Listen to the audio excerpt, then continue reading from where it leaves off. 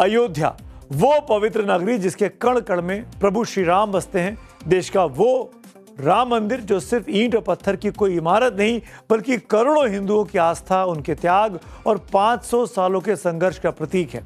जब एक राम भक्त अपने खून पसीने की कमाई का कोई हिस्सा रामलला के दान पात्र में डालता है तो वो सिर्फ पैसा नहीं होता, वो उसका समर्पण होता है। लेकिन जरा सोचिए कि क्या हो जब उसी श्रद्धा के खजाने पर कुछ लोगों की बुरी नजर पड़ जाए।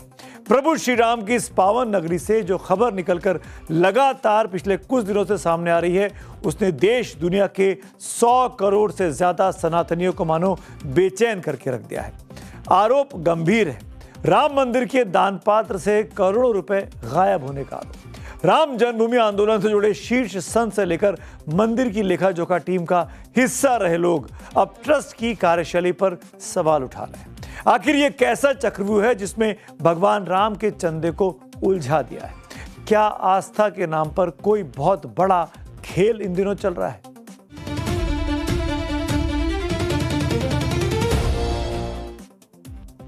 अयोध्या में इन दिनों सब कुछ सामान्य नहीं है। राम मंदिर के दान पात्रों से बड़ी रकम के गड़बड़ी के आरोपों ने उस आग को हवा दे दी है जो शायद अंदर ही अंदर काफी समय से सुलग रही थी। इस बार हमला किसी राजनीतिक विरोधी ने नहीं बल्कि उन संतों ने किया है जिनका जीवन राम काज के लिए समर्पित रहा है। श्री राम जन्मभूमि तीर्थ क्षेत्र ट्रस्ट के अध्यक्ष महंत नृत्य गोपाल दास के उत्तराधिकारी महंत कमल नयन दास काफी गुस्से में हैं। पहले आपको महंत कमल नयन दास का बयान सुनाते हैं जो इन दिनों पूरे देश के राम भक्तों में चर्चा का विषय बना हुआ है। बड़ी बड़ी गाड़ियों में चल रहे हैं, पहले साइकिल पे चला करते थे। महंत कमल नयन दास के इस बयान ने ट्रस्ट के अंदर बचे घमासान की पोल खोल कर रख दी है। उन्होंने जांच करने वालों की नीयत पर सवाल खड़े कर दिए। लेकिन संतों का आक्रोश यही नहीं थमा। शंकराचार्य स्वामी अविमुक्तेश्वरानंद ने तो बिना किसी लाग लपेट के सीधे ट्रस्ट के महासचिव चंपत राय पर ही सबसे बड़ा हमला बोला। संत के आरोपों का ये बवंडर अचानक नहीं उठा है। इस पूरे हंगामे की जड़ में एक ऐसा शख्स भी है जो कभी उसी सिस्टम का हिस्सा था, जो राम मंदिर का खजाना संभालता था। वो शख्स जिसने दावा किया है कि मंदिर में चढ़ावा गायब होना कोई गलती नहीं बल्कि एक हर रोज का ये रूटीन बन गया है। राम मंदिर के पूर्व लेखा प्रभारी यानी account engineer account incharge Mahipal Singh का दावा इतना खौफनाक है कि इसे सुनने के बाद कोई भी भक्त दान पेटी में पैसे डालने से पहले 100 बार सोचेगा। महिपाल सिंह सीधा आरोप लगाते हैं कि मंदिर में चोरी कोई नई बात नहीं थी, चोरी रोजाना होती थी। महिपाल सिंह का दावा है कि उन्होंने खुद ये चोरी पकड़ी थी। इसकी शिकायत मंदिर ट्रस्ट के टॉप लेवल से की थी। अगले ही दिन उन्हें नौकरी से हटा दिया गया। और इतना ही नहीं, महिपाल सिंह का आरोप तो यह भी है कि मंदिर में लगे सीसीटीवी कैमरों की 8 महीने पुरानी फुटेज डिलीट करवा दी गई है, मिटा दी गई है। इस पूरे मामले में एक और बड़ा पेच सामने आया है। महिपाल सिंह इन दिनों सोशल मीडिया पर खुलेआम राम मंदिर के चंदे में चोरी और घपले का दावा कर रहे हैं। अब सवाल उठता है कि अगर उनकी बातों में रत्ती भर भी सच्चाई नहीं है, अगर वो सिर्फ कोरी अफवाह फैला रहे हैं महिपाल सिंह, तो फिर अयोध्या का प्रशासन क्या कर रहा है? यूपी की पुलिस क्या कर रही है? महिपाल सिंह से पूछताछ क्यों नहीं की जा रही है? महिपाल सिंह अगर गलत बयानी कर रहे हैं तो वो उनकी गिरफ्तारी क्यों नहीं हो रही है? आखिर प्रशासन खामोश क्यों है? आस्था के नाम पर इतना बड़ा झूठ फैलाने वाले शख्स पर पुलिस कोई कानूनी कार्रवाई करने से क्यों रुकी हुई है? इतनी बड़ी धनराशि के गबन के आरोपों के बावजूद हैरानी की बात यह कि ट्रस्ट ने अब तक इस मामले में कोई एफआईआर तक दर्ज नहीं कराई है।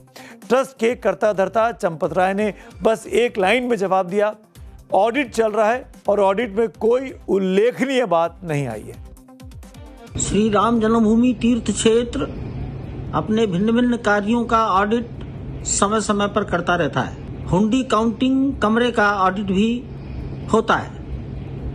हुंडी काउंटिंग कमरे का ऑडिट राम जन्मभूमि तीर्थ क्षेत्र के न्यासीगण, कार्यकर्ता और स्टेट बैंक के कर्मचारी मिलकर करते हैं। ये कार्य कई दिनों तक चलता है।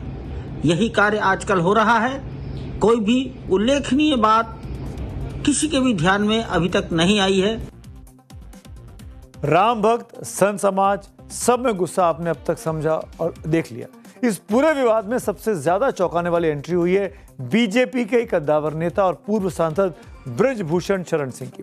अपने बेबाक और दबंग अंदाज के लिए मशहूर ब्रजभूषण सिंह इस मामले पर उनका जो रुख है वो किसी गड़बड़ी की ओर ही इशारा कर रहा है। अगर ब्रजभूषण शरण सिंह जैसे नेता कुछ ना कहकर भी बहुत कुछ अपने इस बयान के जरिए कह गए, वो सच बोलेंगे तो परेशानी में पड़ जाएंगे। ये बीजेपी के वो बड़े नेता हैं जो अपनी बेबाकी और दबंगई के लिए जाने जाते हैं, डरते नहीं हैं, खुलकर अपनी बात करते हैं, भिड़ जाते हैं, लड़ जाते हैं।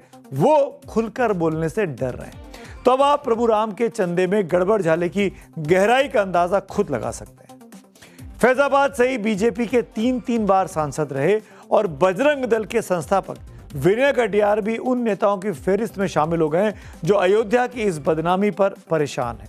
प्रभु श्री राम की नगरी पहुंचने पर कटियार अब मांग कर रहे हैं कि चंदा कलेक्शन के पूरे मामले में पारदर्शिता लाई जानी चाहिए। जाहिर सी बात है, जब मुद्दा इतना बड़ा हो, करोड़ों लोगों की आस्था से जुड़ा हो और सत्ता पक्ष के नेता को बोलने से डर लग रहा हो, तो विपक्ष भला चुप क्यों और कैसे बैठता। समाजवादी पार्टी के मुखिया अखिलेश यादव ने सोशल मीडिया के जरिए ऐसे 11 सवाल दागे हैं जिसने मंदिर ट्रस्ट के बहाने सीधे योगी की सरकार को, यूपी की सरकार की मशीनरी के दावों को कटघरे में खड़ा कर दिया है।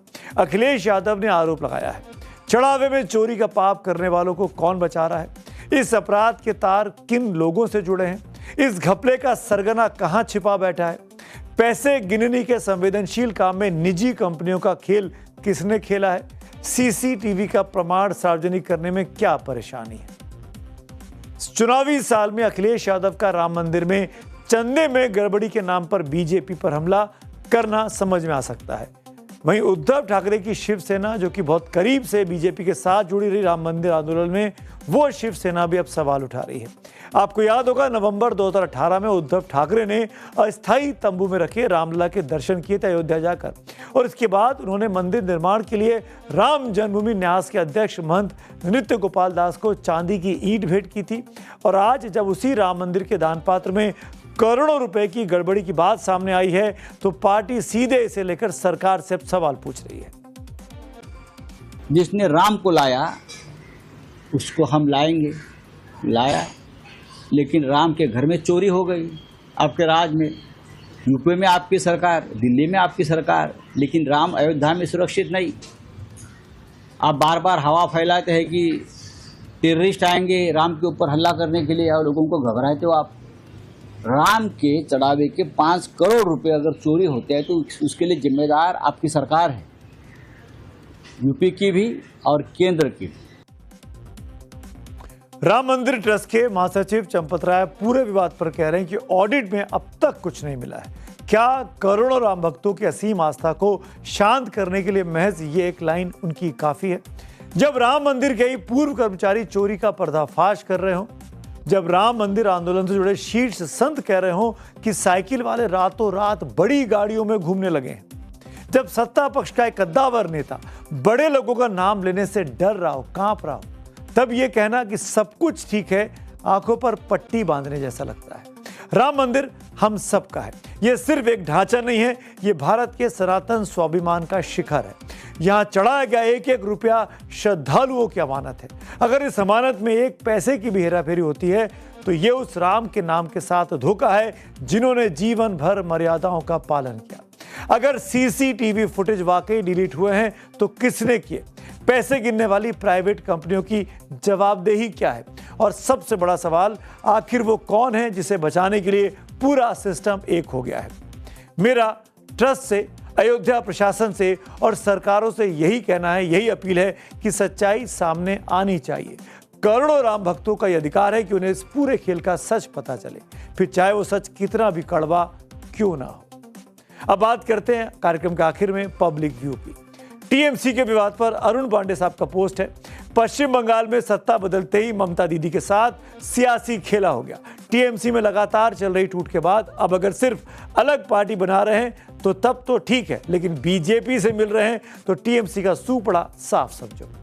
अगला पब्लिक व्यू राम मंदिर की चोरी वाली स्टोरी पर है, अविनाश पांडे साहब का। जब आस्था पर उठता है सवाल तब अग्नि परीक्षा देनी ही पड़ती है। राम मंदिर के चंदे पर जांच होगी तभी आरोप की राजनीति खत्म हो पाएगी।